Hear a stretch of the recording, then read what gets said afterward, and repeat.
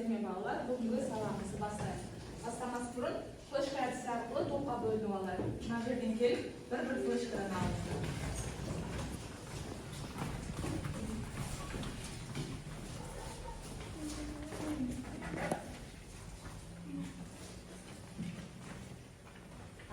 Енді ашамызда кімде қосуға берілген есеп болса, қосу тобына отырамыз, көбейтуге берілген есеп болса, көбейту тобына барасыз, азайту болса, азайту тобына келесіздер.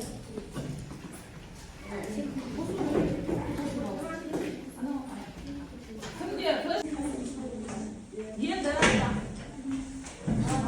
ашамызда орындаймыз берілген тапсырманы. Үш есептің әрқайсысында қосуға, азайтуға және көбейтуге сол есептерді шығарамыз. Әркім өзі жеке-жеке. Ал кетті уақыттарымыз. Тап болсаңыздар, мынандай бірдей түсті флешкалар бір-бірімізбен парақтарымызды алмасамыз да, берілген тапсырмаларды қарап шығамыз. Сіздер жүкпен жұмыс іздейді. Парақтарымызды ауыстырып алмасыз. Парақты алмастырамыз. Шығарған парақтарымызды алмастырып. Қараймыз, сіз сияқты шығарып бар, әлде басқаша мекен?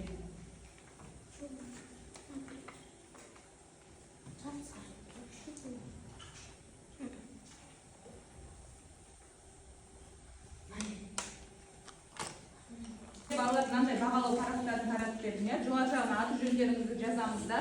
Егер сіздердің үш есептеріңізде дұрыс болса, 3 балл, 2 есеп дұрыс болса 2 балл, 1 есеп дұрыс болса 1 балл деп, бірінші үй тапсырмасына өздеріңізді бағалап қойыңыздар. Әркім өз-өзін бағаласын. Енді тақтаға назар аударыңыздар. Тақта бойынша тексереміз есептеріңізді. Әркім енді өз-өзін тексерсін қайттан. Дұрыс па, бұрыс па есептеріңіз. Тағы да кімде? Айсұлтанда сосын.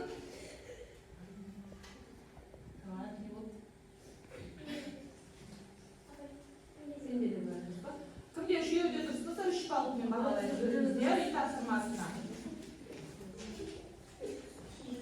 Кімде нешеуі дұрыс? Екеуі дұрыс болса, 2 балл қоямыз. Біреуі дұрыс болса, 1 балл қоямыз. Ал енді балалар бағалап болсақ өз-өзімізді. Біз жай бөлшектерге немен өтіп жатырмыз, амалдар қолдануды үйрендік, Қандай амалдарды білеміз? Көбейту. Енді қандай амал қалды бізде? Бөлу амал қалды. Сонымен бүгінгі сабағымыздың тақырыбы не деп? Жай бөлшектерді бөлу. Енді балалар дәптерлеріңізді ашып, бүгінгі жазып, тақырып жазыңыздар. Жай бөлшектермен араласқандарды бөлу. Бүгінгі оқу мақсатымыз жай бөлшектерді және аралас сандарды бөлуді орындау. Бүгінгі ережесі бойынша, мынау менде бірінші бөлшек, мынау екінші бөлшек. Бірінші бөлшектің өзін жазып, екінші бөлшектің кері санына көбейтіп жазады екенбіз. Міне, бірінші бөлшектің өзін жаздық, екінші бөлшектің қандай санын жаздым? Кері санын жаздым. Сөйтіп бөлшектің алым мен алымын көбейтіп алымына жазамыз, бөлім мен бөлімін көбейтіп бөліміне жазамыз. Мына мысалға назар аударыңыздар. 5-тен 3 бөлу 10-нан 3. Бірінші 5-тен 3-тің өзін жазамыз. Екінші бөлшек 10-нан 3, оған кері сан 3-тен 10. Бөлуді көбейтумен алмастырып, көбейту дейміз да, ары қарай көбейтуді орындайсыздар. Тең жауап қанша шықты? 2 шықты. Мына жерде де қараңыздар. 15-тен 4 бөлу 5-тен 2. 15-тен 4-тің өзін жазамыз. Бөлуді көбейтумен алмастырып, көбейту дейміз да, 5-тен 2-ге кері санды жазам. Ол 2-ден 5. Сөйтіп ары қарай көбейтудің ережесі бойынша көбейтуді орындаймыз. Жауабы 3-тен 2. Мына жерде де дәл солай, мысалдар. Ал 0-ды сан бөлшекке бөлетін болсақ, қанша шығады? 0 шығады екен. Ал енді аралас сандарды бөлу үшін, біз аралас санды міндетті түрде бұрыс бөлшекке айналдырып аламыз. 4,5-тен 2-ні бұрыс бөлшекке айналдырып еді, 5,22 шықты. Бөлу 1,9-дан 7-ні бұрыс бөлшекке айналдырып еді, 9-дан 16 шықты. Енді бөлудің ережесі бойынша бірінші бөлшектің өзін жазып, екінші бөлшектің кері санына көбейтеміз. Ары қарай амалдар, көбейту амалын орындап, жауабы 2,40-дан 19 шықты. Ал сонымен жай бөлшектерді қалай бөледі etdingiz bolalar? Balasa? Birinchi bölçekte cazibamiz, al ikinci bölçekte keri sanırlamamız. So'sin o'zini yeyeceğiz amalda Ko'rituv amalda o'rindaymiz ya. Al tam kim aytadi, joy bölçeklerni qalay bo'ladi ekanmiz? Aravas sandarni qalay bo'lamiz haqida? birinchi aralashtirib joy bölçekka aylantiramiz. Birinchi Joy bölçekka aylantiramiz. Nega aylantiramiz? Burus bölçekka aylantiramiz. So'sin birinchi burus bölçek jazib, ikkinchi burus bölçekni gerisidan jazamiz. Yana avvaliga ko'rituv yeyeceğiz. Endi bolalar saboq tushunibdi bo'lsa, har qaray o'quvdagi 520-jaqtug'uda avishni aytib sizlarga mana berilgan sonlarni keri sonlarini taqimlab bering. Al birinchini aytaman. O'rnatish o'g'an kerisan 3 Kelesi G'aliya. 5 o'g'an kerisan 4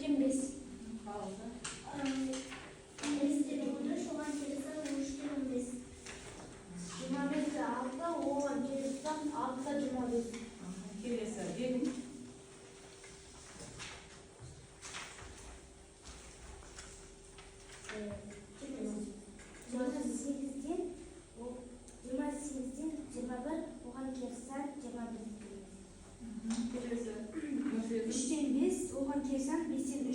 Kelesi Aysuqan. 4 ga 35 oğan gelirsen 35 ga 44. Onda 200 oğan gelirsen 200'den 14. Kelesi Aqto'da. Biz Dag'anaq. 71 oğan gelirsen 1'den 71. Jamil. 71'den. 321 o'g'an kelsa 321 Doğru, bolalar barimiz keri sonda tabuda biladi ekamiz. Endi taxtaga nazar audarib 523-esepni chiqaramiz deringizga. Har kim jeka жұмыс жасайды, 523-ning birinchi esepini emasdan 8-esepini. Taxtaga kim keladi? Keldi mana. Nusxadan. Balsan. 523 birinchi, ikkinchi, uchinchisini mana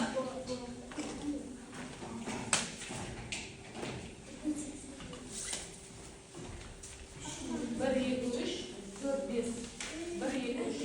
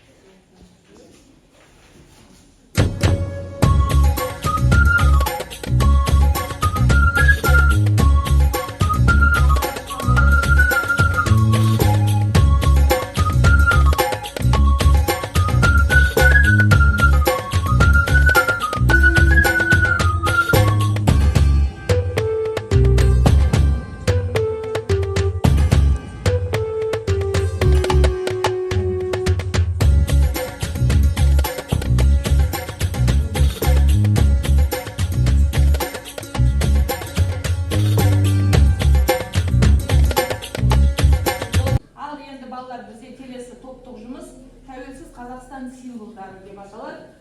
Әр топтан бір жыл оқушы келіп, мына жерден тапсырманы алайық.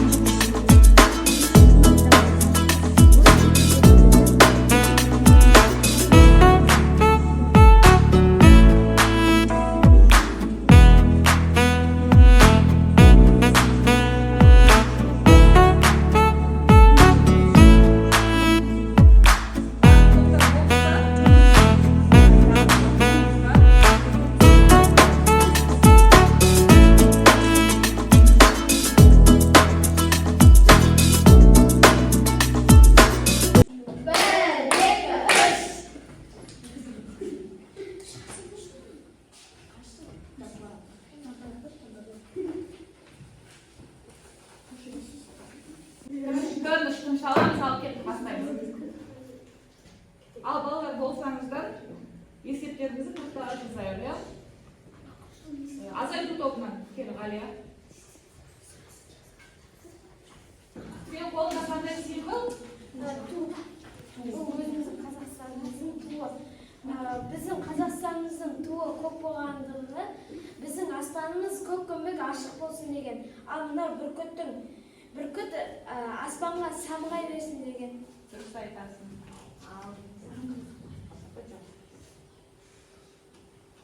Абай, есебіңді жаза бер. Келесі, Нұрғанат келеу.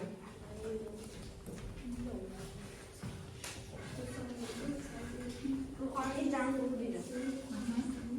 Бұл бізді рухани жаңғыру дегеніміз біз үлкен белестерден асып, көптеген елдерге жарық көруге асығуымыз сол. Нұрғанаттың түсіні бойынша рухани жаңғыру. Тақтаға есептерін жаза бер. Кел, Айсұлтан.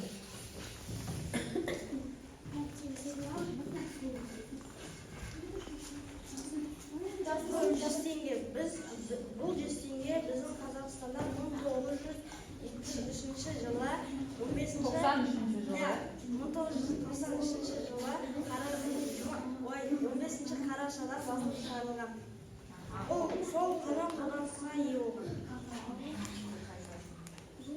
Біздің валютамыз, я, 0 теңгеміз деп айтсақ та болады. Ал келесі кім? Келе оларды. Бұл самұрық құсы, бұл Қазақстанның құсы. Бұл бәйтеректің басына ұя салған. Аңыз айтып кеттім, я. Негізі бұл біздің тәуелсіздік монументтеріміздің тәуелсіздік символымыздың бірі. Кел балауса. Қазақстан Республикасының Конституциясының кітабы. Бұл жерде біздің ата заңымыз бар, адамдардың барлығы осы тәртіп пен құқыққа барлығына бағынады.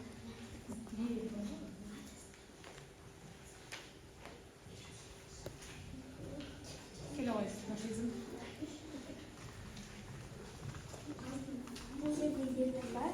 Бұл жерде біздің елтаңбамыз Қазақстанымыздың символы деп айтамыз.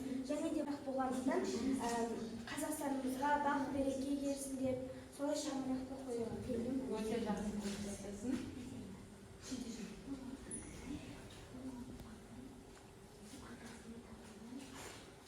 Келесі кім қалды менде? Келоой.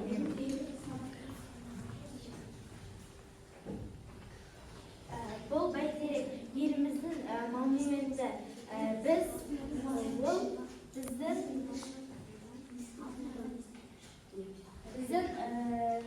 Бізді көкке биіктетіп, аспанымыз ашық болсын деген мағынаны білдіреді. Келесі кім қалды? Келоой. Және Келоой.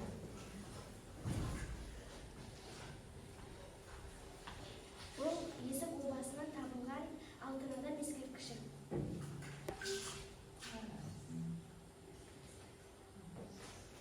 Енді осы берілген тапсырмаларды дәптерлеріңізге жаздық па?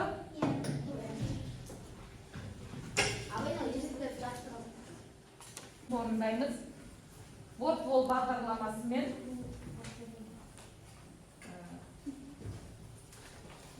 Мен қазір тақтаға көрсетемін сіздерге. Сіздер қолны мына берген парақшаға аты жөндеріңді жазып орындайсыз.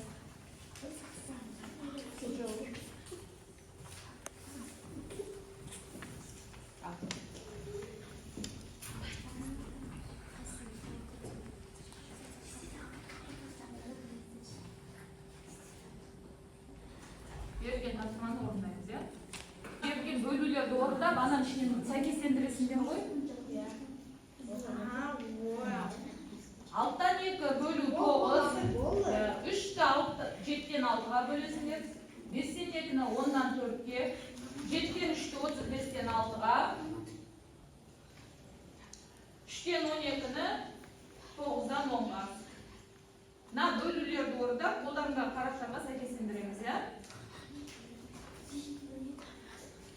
Әр дұрыс жауап 1 балмен бағаланады.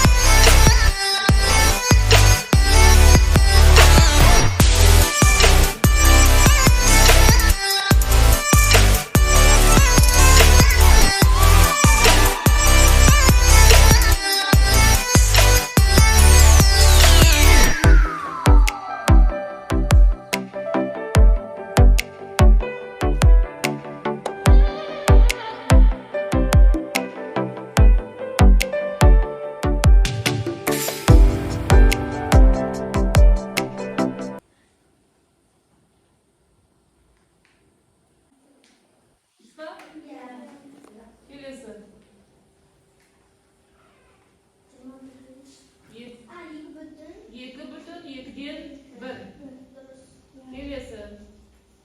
5'ten 2'ni bölemiz 10'dan 4'ge. 1 шығады.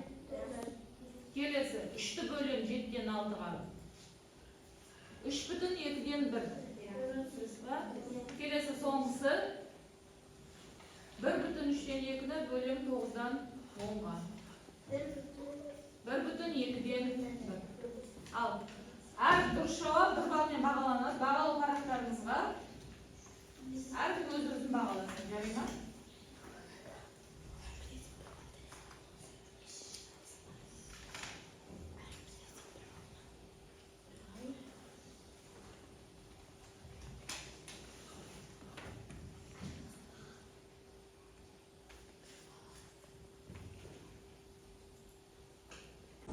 Ал балалар, бүгінгі сабағымызды аяқтайық.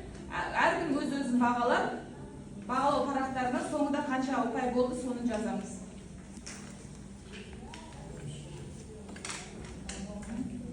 Кімде 10 балл жинады? Өте жақсы. Кімде 9? 8 балл кім жинады? Өте жақсы. Бәріміз бүгінгі сабақты түсінген сияқтымыз. Енді балалар кері байланыс беріп өтейік. Маған ұнағаны, менің көңіл күйім тамаша, бүгін нені үйрендім, бүгін алғаным көп, тәжірибемде қолданам, менде қалған сұрақ, менің қосарым. Ал кім қай сұраққа жауап бергісі келеді? Балалар, айтамын. Маған бөлшектерді Ұнады, иә? Келесін, Нұрғанат. Маған ұнағаны біз есеп шығарамыз. Есеп. Алия.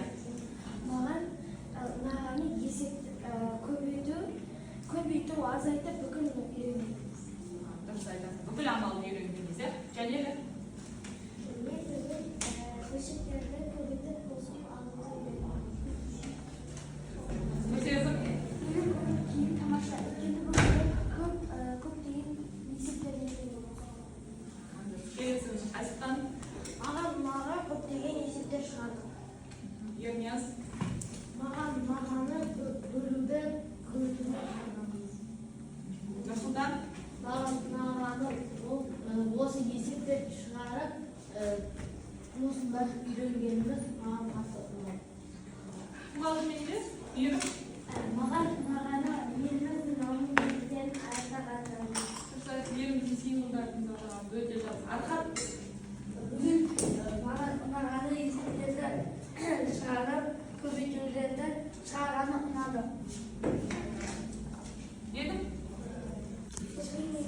Мен маған ұнағаны беруді көбейту айналдыру. Дұрыс отырау. Ешкімде сұрақ жоқ па? Менде қалған сұрақ мені қосарып. Ал үйге тапсырманы жазып алыңыздар 526, 527. Бағалау парақтарын жинап алайық. Жақсы сау болыңыздар.